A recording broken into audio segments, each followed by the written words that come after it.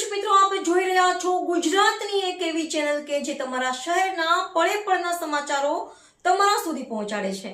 સ્વાગત છે આપનું A1 અભિક્રાઇમ ન્યૂઝમાં.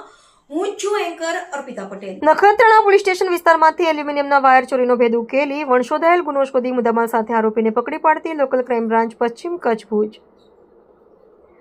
શ્રી ચિરાગ કોડિયા સાહેબોને ઉપરી અધિકારીઓની માર્ગદર્શન હેઠળ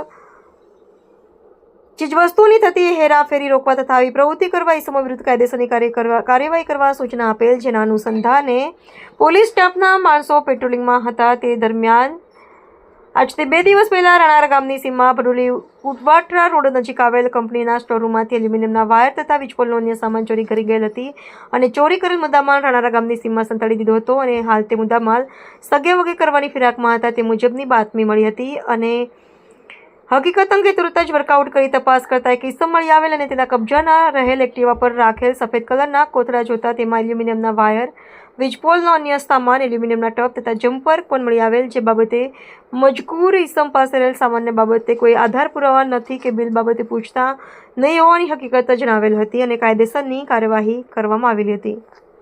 પકડાયેલ ઇસમનું નામ ઇમરાજ ઉર્ફે મેઠુ જુસફ ગગડા છે. આ નીચે મુજબનો વંશોધાયેલો ગુનો શોધી કાઢ્યો છે અને આરોપીનો ગુનાહિત ઇતિહાસ ભુજ શહેર બી ડિવિઝન પોલીસમાં ગુનો નોંધાયો છે.